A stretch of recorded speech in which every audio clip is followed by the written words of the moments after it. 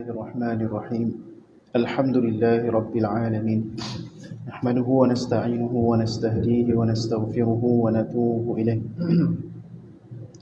ونعوذ بالله من شرور أنفسنا ومن سيئات أعمالنا من يهده الله فلا مضل له ومن يضلل فلا هادي له أشهد أن لا إله إلا الله وأشهد أن سيدنا محمدا عبده ورسوله اللهم صل وسلم وزد وبارك على سيدنا ومولانا محمد وعلى آله وصحبه ومن تبعهم بإحسان إلى يوم الدين رب اشرح لنا صدورنا ويسر لنا أمورنا واحلل عقدة من ألسنتنا يفقه أقوالنا اللهم أخرجنا من ظلمات الوهم وأكرمنا بنور الفهم وافتح علينا بمعرفة العلم وسهل أخلاقنا بالحلم واجعلنا ممن يستمعون القول فيتبعون أحسنه آمين رب العالمين. Alhamdulillah, para hadirin, syukur pada Allah Subhanahu wa taala dapat kita meneruskan lagi pengajian ataupun muzakarah dalam kitab tafsir Al-Jalalain yang dikarang oleh Al-Imam Jalaluddin Al-Mahalli dan Al-Imam Jalaluddin Abdul Rahman As-Suyuti rahimahumullah wa nafa'ana bi'ulumihima fid darin amin. Dan kita telah sampai pada ayat ke-61 surah Al-Baqarah. Ayat ke-61 surah Al-Baqarah. Jadi kita baca dulu ayat 60 dan 61 insya-Allah. A'udzu billahi minasy syaithanir rajim. Bismillahirrahmanirrahim. وَإِذِ اسْتَسْقَى مُوسَى لِقَوْمِهِ فَقُلْنَا اضْرِب بِّعَصَاكَ الْحَجَرَ فانفجرت منه 12 عينا قد علم كل أناس مشربهم كلوا واشربوا من رزق الله ولا تعثوا في الأرض مفسدين وإذ قلتم يا موسى لن نصبر على طعام واحد فادع لنا ربك يخرج لنا مما تنبت الأرض من بقلها وكثائها وفومها وعدسها وبصلها قال أتستبدلون الذي هو أدنى بالذي هو خير اهبطوا مصرا فإن لكم ما سألتم وضربت عليهم الذلة والمسكنة وباءوا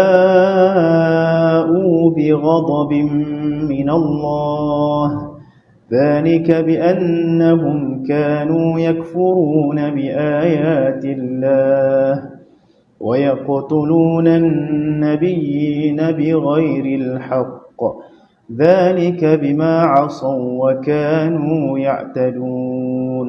Sadaqallahul azim. Ini maksudnya ayat ke-60 yang telah kita bicarakan pada 2 minggu lepas. Dan ingatlah ketika Musa memohon air untuk kaumnya, lalu kami berfirman, pukullah batu itu dengan tongkatmu, maka memancarlah daripadanya 12 mata air. Setiap suku telah mengetahui tempat minumnya masing-masing. Makan dan minumlah dari rezeki yang diberikan Allah, dan janganlah kamu melakukan kejahatan di bumi dengan berbuat kerosakan. Dan ingatlah ketika kamu berkata, wahai Musa, kami tidak tahan hanya makan dengan satu macam makanan sahaja. Maka mohonkanlah kepada Tuhanmu untuk kami, agar dia memberi kepada kami apa yang ditumbuhkan bumi, seperti sayur-mayur, mentimun, bawang putih, kacang adas, bawang merah. Dia, iaitu Nabi Musa, menjawab, apakah kamu meminta sesuatu yang buruk sebagai ganti daripada sesuatu yang baik? Pergilah ke suatu kota, pasti kamu akan memperoleh apa yang kamu minta. Kemudian mereka ditimpa kenistaan dan kemiskinan, dan mereka kembali mendapat kemurkaan daripada Allah. Hal itu terjadi kerana mereka mengingkari ayat-ayat Allah dan membunuh para nabi tanpa hak, tanpa alasan yang betul benar. Yang demikian itu kerana mereka durhaka dan melampaui batas. Jadi pada hari ini kita sambung lagi kisah yang Allah Subhanahu wa taala sebutkan dalam surah Al-Baqarah berkaitan dengan kisah Bani Israel bersama dengan Nabi Musa alaihissalam. Dan kita mempelajari kisah berkaitan dengan umat-umat terdahulu, tidak lain tidak bukan adalah untuk kita mengambil pengajaran untuk kita nak hidup pada hari ini. Bukanlah kita membaca kisah-kisah Nabi yang terdahulu hanya sekadar dengan kita nak dengar cerita, hanya dengan sekadar kita nak baca sejarah. Tapi sebenarnya sejarah itu berulang. Tilkal ayyamu nudawiluha bainan nas, kata Allah, itulah hari-hari yang kami bolak tukarkan, nudawil, tukarkan kepada umat manusia.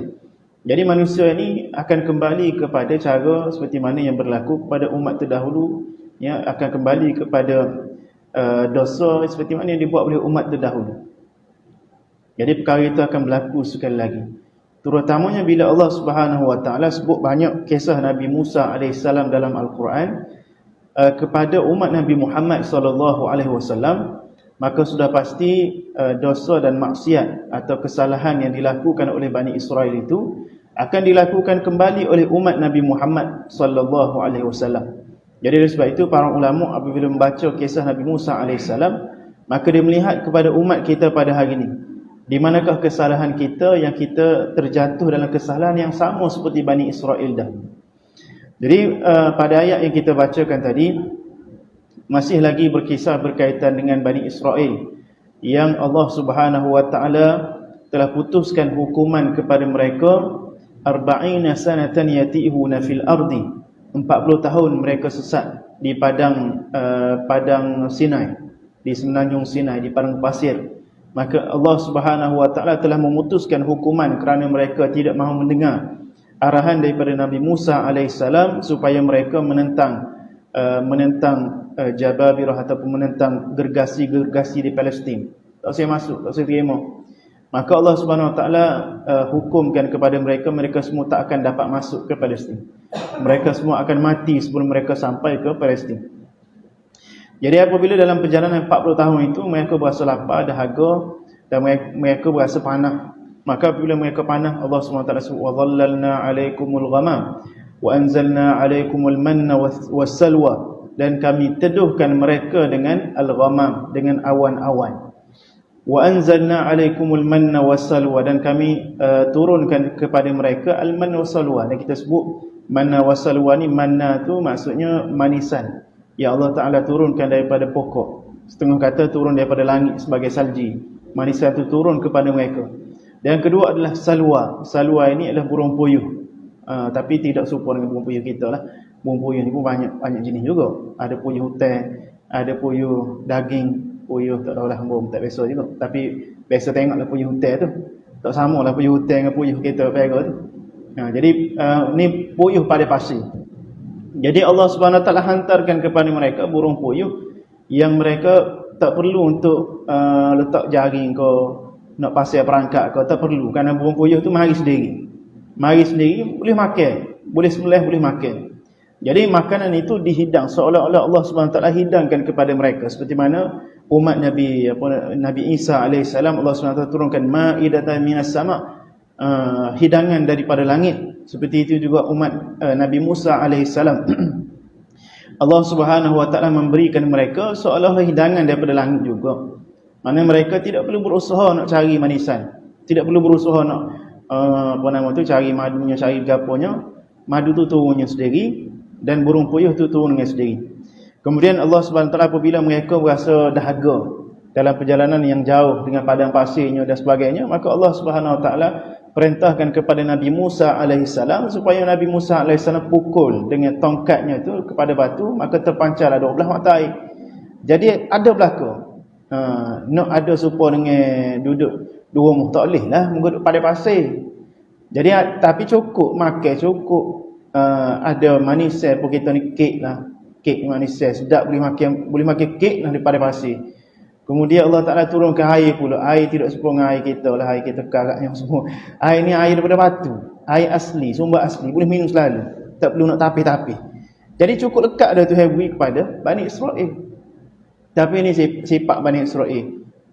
Daripada ayat kita baca hari ni, wa idh qultum ya Musa. Kita baca kitab. Qala al-musannif rahimahullah, nafa'ana bi'ulumi fid darani amin. Kata Al-Imam Jalaluddin As-Suyuti rahmatullah alaih, wa idh qultum ya Musa lan nasbira ala ta'amin ay naw'in minhu, satu jenis daripadanya, wa huwal mannu salwa, satu jenis daripada makanan. Jadi apabila, dan ingatlah wahai Muhammad, apabila mereka berkata atau kamu berkata iaitu Bani Israel berkata kepada Nabi Musa alaihissalam. Jadi Bani Israel ni tak puas hati juga dengan makanan yang Tuhan kurnia kepada dia. Maka dia kata lan nasbira, kami tidak akan berasa sabar, kami tidak akan berasa berpuas hati, ala ta'amin, atas satu jenis makanan sahaja. Satu jenis makanan itu maksud satu jenis hidangan makanan. Dia makan bumbu puyuh, makan manis, minum air, tak ada makanan lain. Dia pada pasir, tidak di rumah. Jadi apabila mereka tidak berpuas hati dengan makanan yang kita kata makanan ni kira makanan hotel 5 bintang adalah makanan kelas benar daripada Tuhan sendiri turun, tapi tak puas hati juga dia, nak makan benda lain juga. Maka dia kata pada Nabi Musa alaihissalam, fad'u lana rabbak, wahai Musa, doalah kepada Tuhan kamu, yukhrij lana syai'an, supaya Allah Subhanahu wa taala mengeluarkan kepada kami sesuatu, mimma tumbitul ardu, yang ditumbuhkan oleh tanah, min lil bayaniyah, maksudnya menjelaskan apa yang ditumbuhkan oleh tanah itu, min baqliha, sayur-sayuran, nak makan sayur dia, nak makan sayur, wa qithaiha, dan nak makan timun, nak makan timun, wa fumiha, fum ni setengah para ulama mentafsirkan sebagai bawang putih, setengah para ulama di sini dia tafsir sebagai hintatuha, iaitu gandum, nak makan gandum. Dan hintah itu ialah satu riwayat daripada Ibnu Abbas radhiyallahu taala anhu. Jadi ada dua tafsiran. Tafsiran dengan maksud fum tu bermaksud, kalau bahasa Arab bawang putih thum. Thum, orang Arab sebut tum. Jadi fum ni ada setengah orang Arab yang tidak sebut thum, dia sebut fum. Jadi kalau ditafsirkan fum tu bawang putih, maka itu tafsiran mengikut bahasa Arab. Tapi kalau di sini tafsiran fum itu adalah gandum, itu tafsiran daripada riwayat yang sahih daripada Ibnu Abbas radhiyallahu taala anhu, disebutkan oleh Al-Imam Al-Qurtubi dalam tafsir dia. Jadi apapun dia nak makan sayur, nak makan timun, nak makan gandum, nak makan bawang putih. Wa adasiha, nak makan kacang adas. Kacang adas ni lagu mana tahu rupa ni. Kalau mesti ada kacang full, ada kacang full dia biasa makan tu. Kacang adas ni ada kali kacang dia tu tak ingat tak betul lagu mana. Wa basaliha, dan nak makan bawang merah. Nak makan bawang merah. Jadi kalau dia tanya ada ke bawang merah dalam Quran? Ada. Bawang putih dalam Quran ada. Kacang adas dalam Quran ada. Gandum dalam Quran ada. Sayur dalam Quran ada, sayur ada. Timun ada. Jadi itu makanan-makanan yang diminta oleh Bani Israel. Dan sebenarnya Bani Israel ni adalah satu kaum yang asalnya hamba, diperhambakan oleh Fir'aun. Jadi apabila mereka diperhambakan oleh Fir'aun, maka makanan mereka ni makanan pokok hamba. Makanan apa nama tu, dia makan benda-benda mudah nak boleh.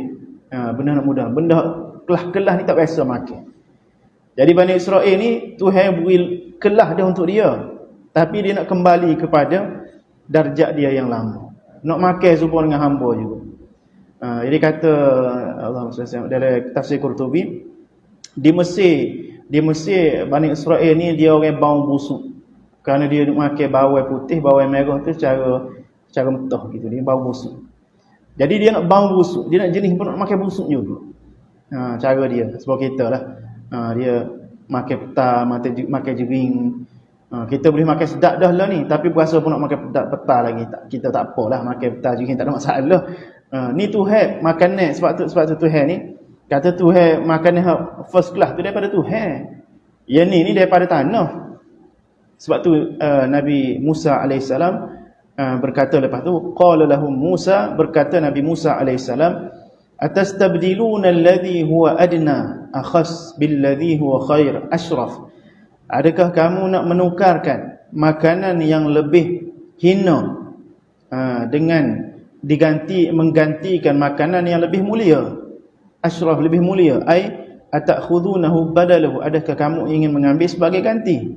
Wal hamzah lil inkar, di istifham inkari. Jadi bukan Nabi Musa AS nak tanya, tapi dia tak setuju. Nabi Musa tak setuju dengan permintaan daripada Bani Israel, kerana mereka meminta perkara yang tidak sepatutnya mereka minta.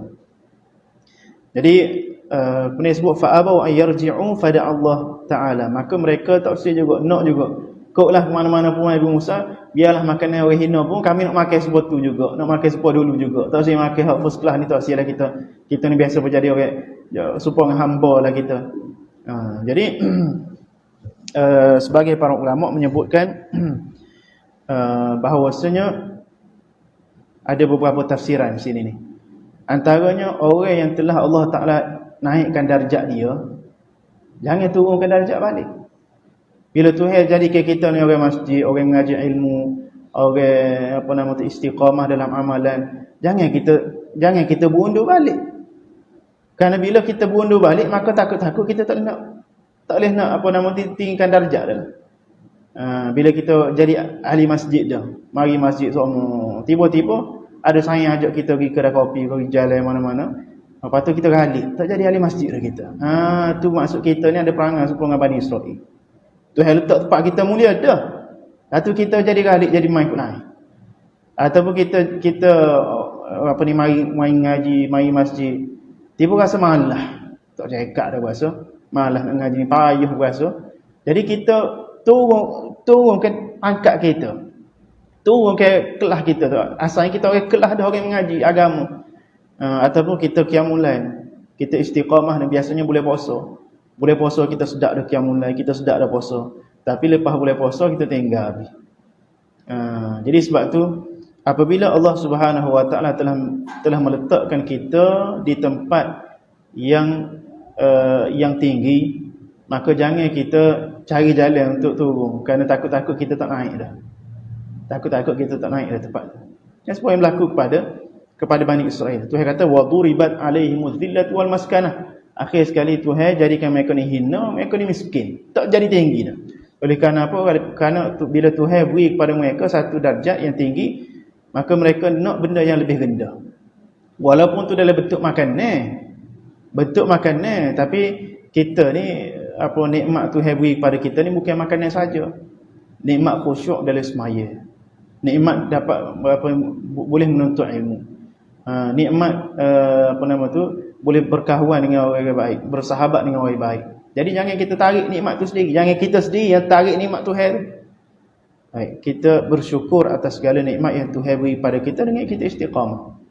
Sebagai para ulama kata, antara Syekh Sya'rawi rahmatullah alaih, dia kata Bani Israel ni kenapa dia minta supaya dia nak bawel, dia tak usah manisan turun pada langit, burung puyuh. Sebabnya dia ni satu bangsa yang mana dia tidak percaya kepada ghaib, benda ghaib dia tak percaya. Dia tak percaya pada Tuhan. Jadi bila mana kita kata manisan tu turun daripada langit, dia takut tiba-tiba tak turun. Dia tak yakin dengan Tuhan. Tak yakin dengan rezeki yang Tuhan telah janji kepada dia nak beri rezeki. Jadi dia nak supaya dia tanam bawang, dia tanam sayur, dia nak nampak sayur tu tumbuh sendiri. Jadi dia tak yakin dengan Allah yang menumbuhkan, memberikan makanan. Tak yakin dengan rezeki dia. Sedangkan Tuhan dah beri rezeki tanpa asbab. Dia nak rezeki yang ada asbab. Supaya kita kadang-kadang setengah orang Allah SWT jadikan dia di maqam, ada maqam namanya maqam tajarrud. Ini adalah tasawuf lah. Maqam tajarrud ni dia tak perlu cari rezeki. Dia beribadah pada Allah, Tuhan beri rezeki. Dia memang tepat di situ. Tepat dia ibadat pada Allah. Biasanya kalau orang tu tak ada tanggungnya lah. Dia tepat dia ibadah pada Allah. Jadi Tuhan beri rezeki, tak apalah.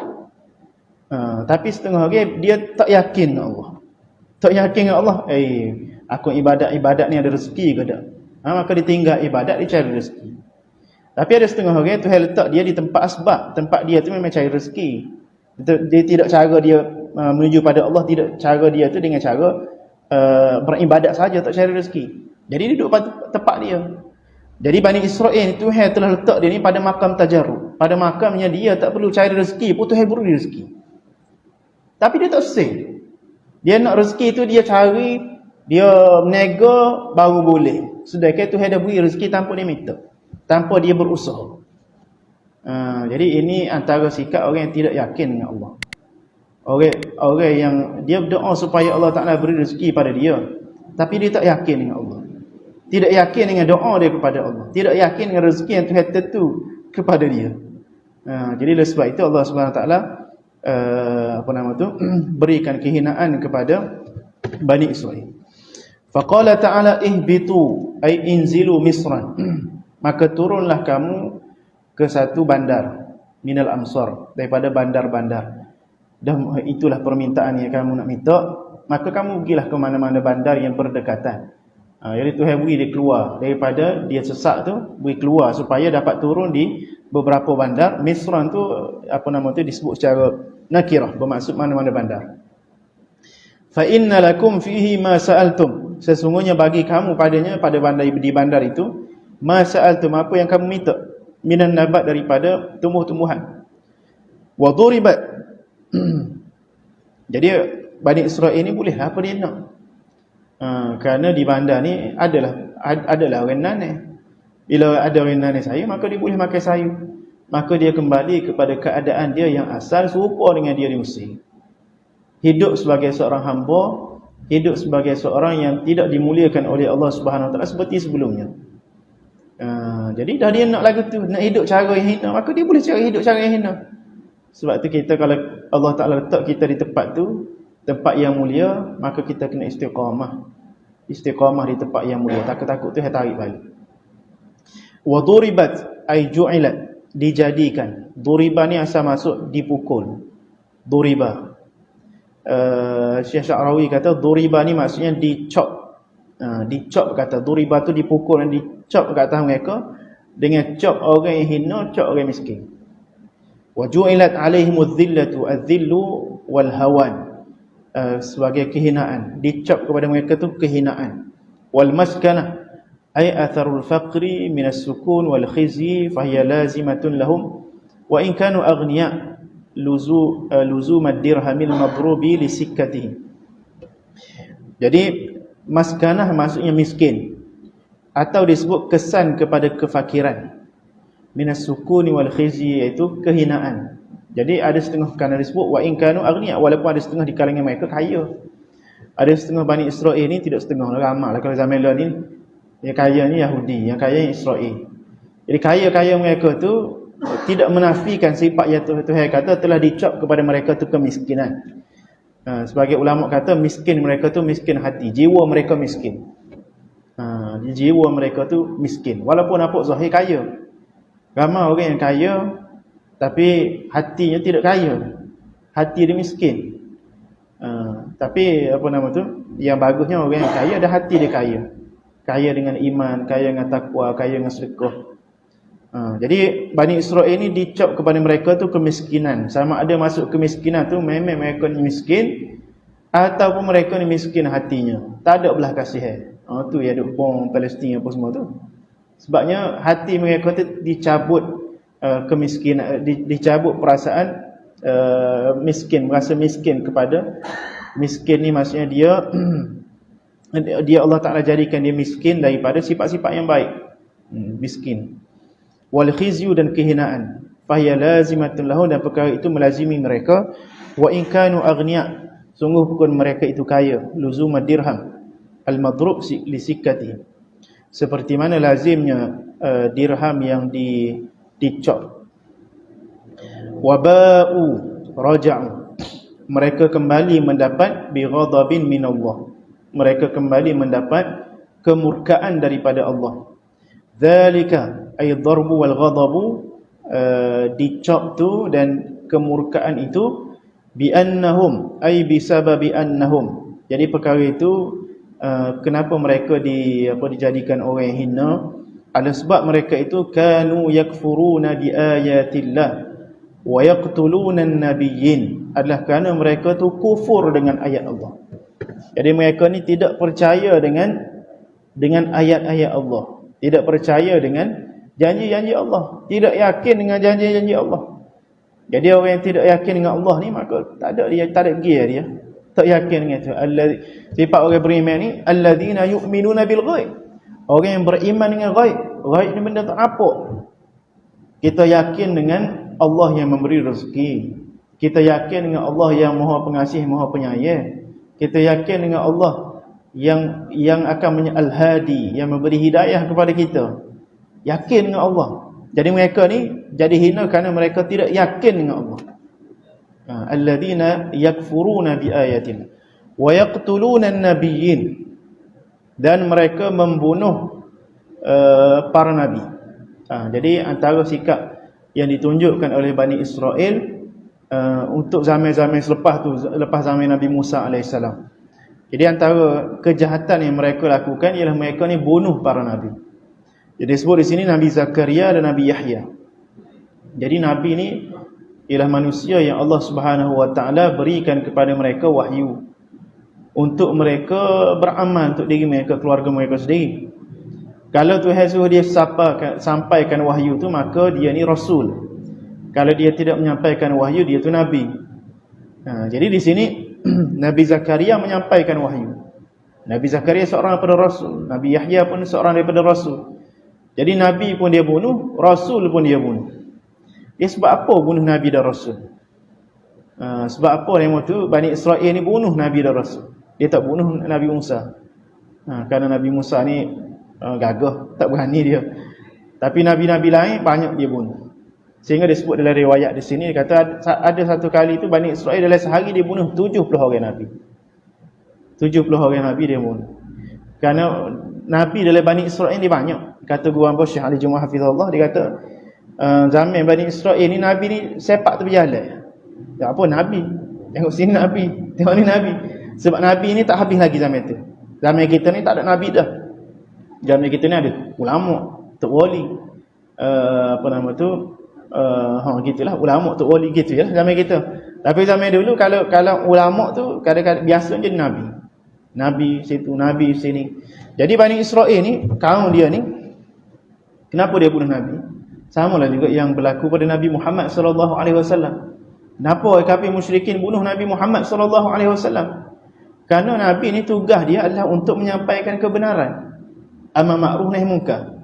Nabi ni tugas dia royak benda ni betul, benda ni baik, benda ni tak baik. Mensyirikkan Allah tidak baik, kufur pada nikmat Allah tak baik.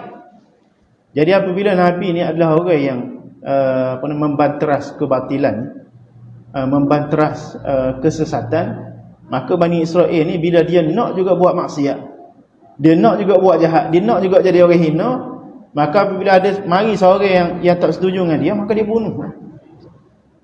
Untuk apa? Untuk dia terus buat jahat.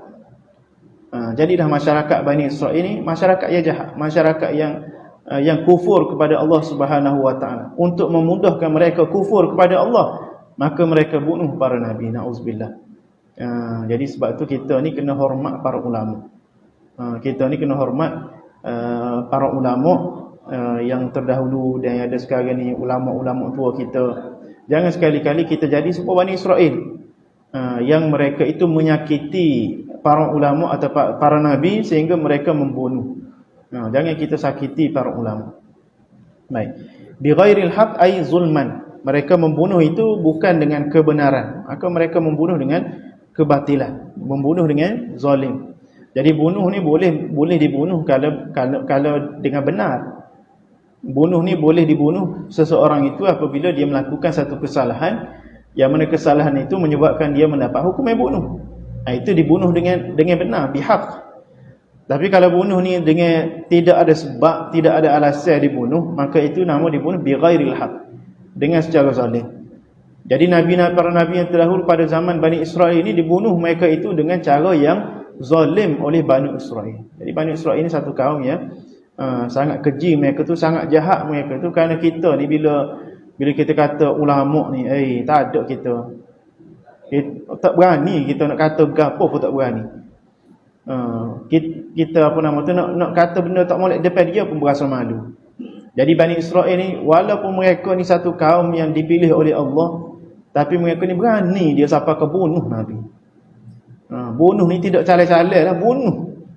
Nabi Zakaria digergaji dua, bunuh. Berat dia ni. Bani Israel berat pada zaman dulu lagi. Jadi Dzalika bima asaw, perkara itu adalah kerana mereka itu orang yang buat maksiat.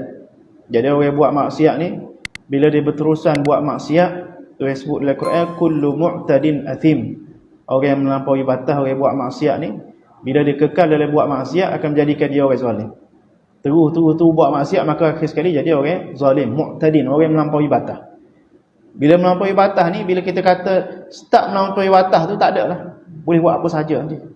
Dia berani buat apa saja melampaui batas. Zina, curi, bunuh. Itulah sebab orang jadi jahat. Orang jadi jahat ni asalnya dia buat maksiat dulu. Dia berasa satu dosa tu tak ada apa nama, tak berat bagi dia. Buat satu dosa tu berasa mudah. Bila start buat dosa, maka akhir sekali dia nak kepada melampaui batas. Tak ada batasnya dia buat dosa. Itu sampai teruk sekali dia bunuh para nabi. Zalika bima asaw wa kanu ya'tadun. Perkara itu adalah kerana mereka ini ialah orang yang buat maksiat, wa kanu ya'tadun, dan mereka itu adalah orang yang melampaui batas. Yatajawazunal had, melampaui had fil ma'asi, pada maksiat, wa karrarahu litta'kid, dan diulang perkara itu adalah kerana untuk menegaskan. Baik, innal ladzina amanu, ayat ke-62. Kita tak baca tadi. Kita bacanya. A'udzubillahi minasyaitonir rajim. Innal ladzina amanu wal ladzina hadu wan nasara was-sabiin والصابئين من آمن بالله واليوم الآخر وعمل صالحا فلهم أجرهم عند ربهم ولا خوف عليهم ولا هم يحزنون. Jadi Allah Subhanahu Wa Taala masih lagi sebut berkaitan dengan kisah Bani Israel. Tapi Allah Subhanahu Wa Taala dalam ayat ke-62 ni nak keluarkan, nak kecualikan daripada Bani Israel ni ada juga yang baik. Dalam ayat lain sebut laisu sawa, tak sama ahli kitab yang baik dengan ahli kitab yang tak baik. Jadi ada di kalangan ahli kitab ni yang baik, ada di kalangan orang Yahudi ni yang baik. Jadi oleh kerana Tuhan nak kata ada di kalangan pengikut Nabi Musa AS ini yang baik, yang tidak minta sebagaimana yang minta, maka Tuhan sebut tu secara umum. Innal ladzina amanu, sesungguhnya orang-orang yang beriman bil anbiya'i min qablu, orang yang beriman dengan para nabi yang sebelum ini, iaitu kalau kita tengok sini ialah ahlul kitab. Tapi sebahagian daripada ulama membaca daripada Imam Ibn Juzai kata innal ladzina amanu bermaksud orang yang beriman secara zahir, iaitu orang yang munafik. Orang yang munafik, wal ladzina hadu, dan orang Yahudi, orang yang beragama dengan agama Yahudi, ahlul kitab. Wa humul yahud, dan mereka itu ialah orang Yahudi. Wan nasara, dan orang Nasrani. Jadi orang yang beriman dengan agama Kristian. Was-sabiin, was-sabiin ni khilaf ulama. Imam Suyuti sebut di sini ta'ifatun minal yahud awin nasara. Imam Suyuti sebut sini dia adalah satu kumpulan daripada orang Yahudi ataupun orang Nasrani. Dan sebahagian para ulama menyebutkan sabiin ini adalah satu kaum yang menyembah bintang. Sabiin, satu kaum yang menyembah bintang. Kemudian itu semua agama sesat belaka tu, munafik, Yahudi, Nasrani, sabiin. Tapi di kalangan mereka ni ada man amana billahi wal yaumil akhir. Asalnya mereka ni sesat, tapi mereka beriman kepada Allah dan beriman dengan hari akhirat. Fi zamani nabiyina sallallahu alaihi wasallam, pada zaman nabi kita Nabi Muhammad sallallahu alaihi wasallam. Jadi Tuhan nak sebut ni kepada Nabi Muhammad sallallahu alaihi wasallam, cerita Bani Israel yang dicerita tadi tu Bani Israel yang mana sesat. Tapi pada zamanmu ni kalau ada Bani Israel yang beriman kepada Allah dan hari akhirat, seperti sahabat Nabi Abdullah bin Salam, yang mana dia tu pendeta Yahudi tapi dia beriman kepada Nabi Muhammad sallallahu alaihi wasallam. Jadi mereka tu man amana billahi wal yaumil akhir wa amila salihan, dan mereka itu juga beramal dengan amalan yang saleh bi syariatihi, falahum ajruhum, maka mereka mendapat pahala. Maka mereka tidak seperti tadilah, tidak seperti Bani Israel yang mendapat kehinaan, yang mendapat kemiskinan, miskin jiwa mereka. Falahum ajruhum ay thawabu a'malihim, mendapat pahala amal mereka, inda rabbihim, di sisi Tuhan mereka, wala khaufun alaihim, dan mereka tidak ada ketakutan, walahum yahzanun, dan mereka tidak ada kesedihan. Disebut tu ru'ya fi dhamir amana wa amila lafdhu man wa fi ma ba'dahu ma'naha. Tak apa tu bahasa nahwu. Jadi sebagai para ulama kata daripada antara yang disebut dalam tafsir yang aku baca, apa maksud perkataan Yahudi? Apa maksud perkataan Yahudi? Jadi Yahudi ni diambil daripada nama kepada anak kepada Yakub. Seorang anak pada Yakub tu nama dia Yahuza. Anak pada Yakub ni 12 orang. Ada Nabi Yusuf, ada Bunyamin, ada Syam'un, ada Lawi, ada Ruben. Waktu setakat hamba ingat. Lepas tu seorang laginya Yahuza. Yahuza ni ada keturunan dia. Keturunan dia ni dinamakan keturunan Yahudi. Salah satu daripada Bani Israel. Dia ada setengah kata Yahudi ini daripada perkataan hada Yahudu, maksudnya mendapat hidayah. Jadi golongan yang mendapat hidayah asalnya mereka sembah lembu, tapi oleh kerana mereka mendapat hidayah maka mereka dinamakan sebagai Yahudi. Dan Nasara ni asalnya disebut oleh Imam Qurtubi, disebut asalnya daripada pengikut Nabi Isa AS. Nabi Isa AS, pengikut dia namanya Hawariyun. Hawariyun. Tapi ada satu lafaz yang disebutkan oleh Nabi Isa AS, dia sebut man ansari ilallah. Siapakah pembantu aku? Ansari. Jadi daripada perkataan ansari diambil jadi Nasara. Nasara ialah pembantu kepada Nabi Isa AS. Dan setengah sebut Al-Masih. Masih ni disebut Al-Masih. Orang Kristian kata Mesiah.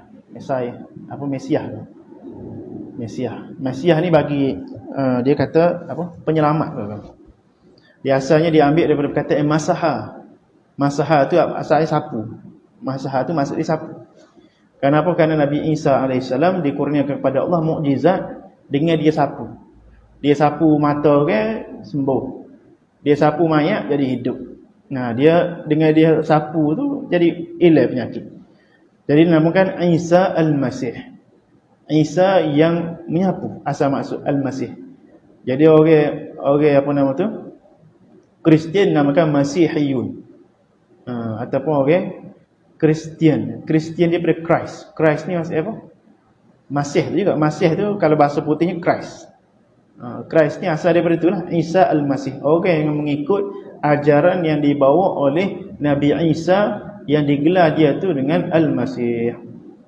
Cuma Isa tu ada nama lain dia. Nama lain mengikut kitab Bible tu Yasuk. Yasuk ni Jesus lah. Jesus. Yasuk. Jadi begitulah ya, agama-agama yang lain yang dibawa oleh Nabi selain daripada Nabi Muhammad sallallahu alaihi wasallam tu, apabila mereka ini beriman kepada Allah, beriman kepada hari akhirat, maka mereka diterima amalan mereka. Jadi ini menunjukkan dalam Quran ni Allah Subhanahu wa taala mengajarkan kepada kita supaya kita ni tidak ta'assub. Kita ni tidak berpuak-puak. Tidak kita kata orang Islam saja baik. Orang Islam yang asalnya daripada orang Islam saja baik. Mu'allah ni tu apa nak terima mana? Jadi kadang-kadang kita ni ta'assub. Hak kita je betul. Hak lain tu tak boleh nak masuk. Jadi Tuhan kata orang sama ada dia Yahudi ke, sama ada dia Nasrani ke, sama ada dia Sabi'in ke, asalkan dia ni ada satu sifat, beriman kepada Allah, kepada Nabi, kepada hari kiamat, maka dia dikira falahum ajruhum inda rabbihim. Dia tu diterima di sisi Allah Subhanahu wa taala. Jadi jangan kita kata puak yang tidak bersama dengan kita, maka puak tu musuh kita. Walaupun mereka beriman kepada Allah. Tu kadang-kadang kita ni dalam bab politik lah. Dalam bab politik kalau parti lain tu akidah mereka tu diragui. Kadang-kadang. Sedangkan mereka tu beriman. Mereka mengaji sifat 20 juga. Mereka mengaji tasawuf juga. Tapi oleh kerana tak sama dengan parti kita, kita kata ni agama mereka tu diragui. Diragui. Itu apabila dia tidak beriman. Tidak beriman kepada Allah, barulah diragui. Ini orang beriman mari masjid, tak semaya belakang dia. Kenapa? Dia parti lain. Parti lain ni kita tak boleh terima. Jadi Tuhan ajar di sini. Orang Yahudi ke? Yahudi ni tidak parti lain, ni agama lain. Kalau dia mengucap asyhadu an la ilaha illallah wa asyhadu anna Muhammadar Rasulullah, dia cukup ilmu dan sebagainya, boleh kita jadi makmum dia. Biar dia agama lain asal pun. Biar dia topek Cina ke, India ke, dia muka tidak serupa kita ke. Tapi oleh kerana dia beriman kepada Allah, maka tak ada kompromi dalam bab agama. Bila beriman kepada Allah, yang paling mulia di kalangan kita ialah orang yang bertakwa. Tidak ada istilah kita ni hanya mengikut puak kita sahaja. Sebab tu Allah SWT mengajarkan kepada kita dalam ayat ni supaya kita ni insaf, supaya kita berlaku adil kepada kelompok-kelompok yang tidak bersefahaman dengan kita. Yang penting mereka beriman kepada Allah, beriman pada hari akhirat. Kalau ada pun khilaf-khilaf, benda-benda yang kita tidak bersepakat dalam bab berkaitan dengan furu', berkaitan dengan cabang, berkaitan dengan ijtihad. Benda ya, ijtihad ni maknanya benda ya boleh tidak dilihat kebenaran. Maksudnya kita kata contoh orang nak kunut, orang ni tak boleh kunut. Maka kita kata orang tak boleh kunut ni orang kafir, orang jahat, orang tak boleh kita semaya belakang dia. Al-ijtihad la yunqadu bil ijtihad. Satu ijtihad itu tidak boleh dibatalkan dengan ijtihad yang lain. Bila orang itu ada pendapat dia, selagi mana pendapat dia tidak membawa pada kufur, maka kita tidak boleh kita kata dia tu salah. Selagi mana pendapat dia tu tidak membawa kepada kufur, kita kata tu pendapat dia, tu ni pendapat kita. Kita ikut Imam Syafi'i, dia nak ikut mazhab Hanbali, ikutlah dia. Tak apa, ikutlah dia nak ikut mazhab mana pun. Gitu. Jadi bahasa sekadar itu dulu. Untuk malam ni insya-Allah nanti kita akan sambung. Wa id aqadna mitsaqakum wa rafa'na fawqakum at-tur. أقول قولي هذا وأستغفر الله العظيم لي ولكم. أعوذ بالله من الشيطان الرجيم. بسم الله الرحمن الرحيم. الحمد لله رب العالمين والصلاة والسلام على سيدنا مولانا محمد وعلى آله وصحبه أجمعين. اللهم انفعنا بما علمتنا وعلمنا الذي ينفعنا وزدنا علما. اللهم فقهنا وفقه أهلنا وقرابات لنا في ديننا. وصلى الله على سيدنا محمد وعلى آله وصحبه وبارك وسلم. الحمد لله رب العالمين.